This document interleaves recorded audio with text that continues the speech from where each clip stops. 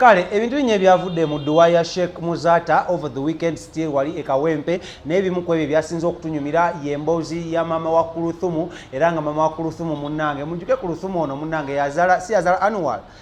annual era nga badde mu ntalo za family ani ategeka dduwa ani atalina ategeka dduwa era we yavudde n'atugamba muno seeka bwe yavanga eri mu kisenge okukwasaganya ngakola ki ng'agenda bugenzi wa annual kati just imagine bwakava wali mu zombe nosooka ate n'okola ki n'ogende wa annual n'okeerwa annual gyali konka Kluthumu okanshemeza mbweno kati munnange nga njogerako ne maama wa Kluthumu nga mugamba munnange mwebale ko ye munnange kale omwana mwamutendeka nti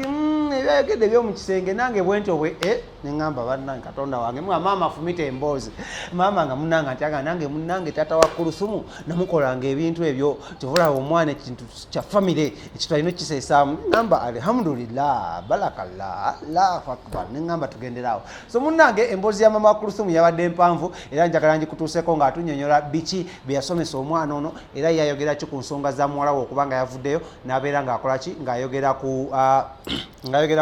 ng'ayogera ku by'omukisenge n'okubyogera mu bantu then tukoma tugenda mu maaso tulinayo emboozi ya Kluthumu naye ngenda kuba ngibatuusako tugibawe leero Lawrence oba enkya tujja gibawe enkya Kluthumu namukozeko kigambo ekyo exclusive maze nenkifuna exclusive interview tomorrow mujirinde wano ku Celeb Jazz amanya nze KingSmith olina okukola kikimu subscribe twagala emitwalo 5 se kyokka mwekwate bannaffe aba Celeb Jazz Studios bano nga basangibwa wali enankulabye ku Prime Tower Complex ekizimbe ekyo otuuka ku bitaala kuba bukubi simu zino wammanga 0777 023405 ojja kuba bakola ki ojja kuba basangako bulunyo oba 0702 10 41 25 ojja kuba basangawo ate bakwasaganya bakwata emikolo okuva ku mbaga okwanjula okuhinjirwa graduation party birthday party music videos bazikola buli kimu baba bakikola bunnyo ne films bazikwata n'obulango babukola awo ennyini ennankula so beekwate bajja kuba bakolerako omulimu gw'amaanyi nnyo amanya nze KingSmith tukola ne Lawrence tukwatagane ate mu story ya Kluthumu enkya ndi musabidde kubanga mwenna Sheikh mwali mumumanyi teyali wakwogerera ebintu bye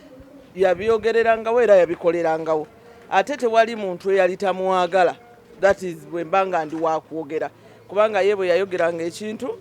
nga era akimaliraawo nga tekirimu naye ng'akubuulirirawo ekisinga obulungi naye of course twongera kumusabira gyali na okwongera okusabira abantu be famire ye yonna abaana ab'eŋŋanda bonna n'okwongera okubagumya omanye omuntu bw'abanga yakafa obunkenke bubaawo olwaba bayinza okubikira omuntu nti afudde n'ogamba afudde ki naye ng'ate siguwa mutonda ng'akoze eki ng'afudde n'olowooza nti oba azirise buzirisi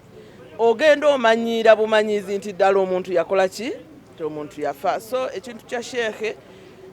twakakasa ne tumanya nti sheekhe afudde tumumisinga olwa enjigiriza ze olw'omukwano olw'okwagala kwe n'olwa message gye yaweerezanga n'eddiini engeri gye yatusomesanga nze yantwala e Makka mu 2011 ne tukola hijja naye era nga bwe njogedde nti okuva we nava e Makka nkakasa nti edduwa siddangako mabega edduwa zaffe Allah yazaanukula n'olwekyo bwe tubeera nga atuvudde ku maaso nga waliwo enteekateeka yonna ey'okusaba Allah okumusaasira nze ng'omuntu mba njeeyunga mu butereevu bwe tuba nga tumusabira Allah amukendeereza ate naffe ne twesabira abaasigala Allah abeere ng'atuluŋŋamya Allah abeere ng'atuwa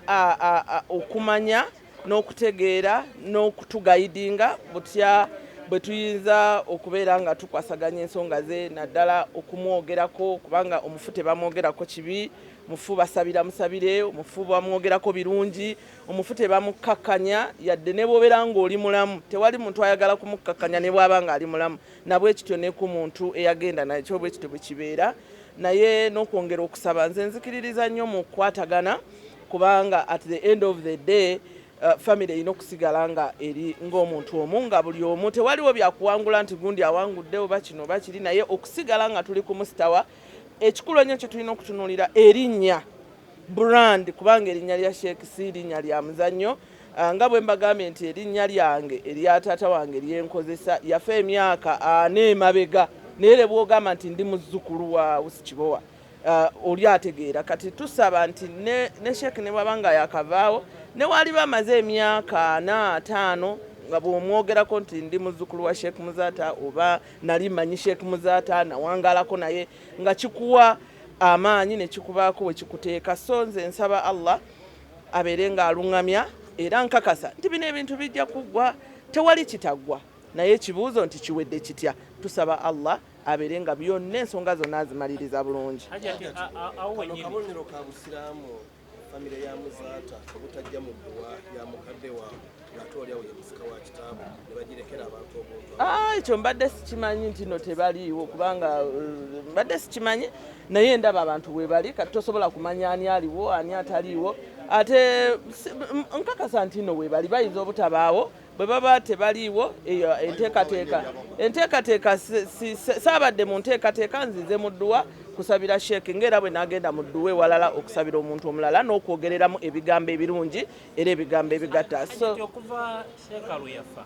waliwo okusomoozebwa okw'enjawulo ebimu biwulira mu mawulire nti magezi ki nga gwakulira abakyala goyinza okuvaayo goyinza okuwa famire? Of course buli muntu yenna bw'afa wabeerawo okusoomooza oba omuntu ayinza n'okufa nga waliwo abaana ababadde tebamanyiddwa ne babaleeta ng'alina n'ebintu ebibadde bimanyiddwa n'ebitamanyiddwa. So omuntu bw'afa musaba nnyo Allah abeere nga abagayidinga ku butya bwe mugenda okumanejinga ebintu ebyo naye bino ebintu bijja kuggwa. First of all bisobola okuggwa nga tebirina mateeka ne biggwa mu mbeera eyo ey'okutegeera embeera ey'eddiini. First of all ffe tuli basiraamu eddiini etulambika bulungi nnyo ate tuli bannayuganda amateeka agafuga Uganda nago gatulambika bulungi ate tuli bantu n'amateeka ag'obuntu nago makulu nnyo kubanga mu buli kye tukola tulina okuteekamu obuntu tulina okuteekamu okutunuulira okw'enjawulo nti bwe nkola kino mba nkosaani bwe nkosa ono mba ndabika ntya. So ndowooza nti n'enkola ey'obuntu ebeeramu nnyo tutunuulire eddiini tutunuulire gavumenti tutunuulire obuntu n'ekikulu ekisembayo kwe kusigaza erinnya lya famire. Nzikiriza nnyo mu kuzimba erinnya lya famire kubanga famire bw'ebeera nga eri dented oba n'ebeera nga ekoseddwa tekikola makulu kubanga abalala abatali ba famire bo basigala bbali ate famire nesigala ng'ekoze ki nga eyonoonese oba nga efunyeeko kakuraka ekitali kyangu. Erinnya terizimbika naye okulizimbulula tekitwala yadde eddakiika. So nze nsaba busabi Allah kubanga kakati weetaagawo okusaba okwa buli ddakiika Allah okutugayidinga kubanga buli kye tukola Allah akimanyi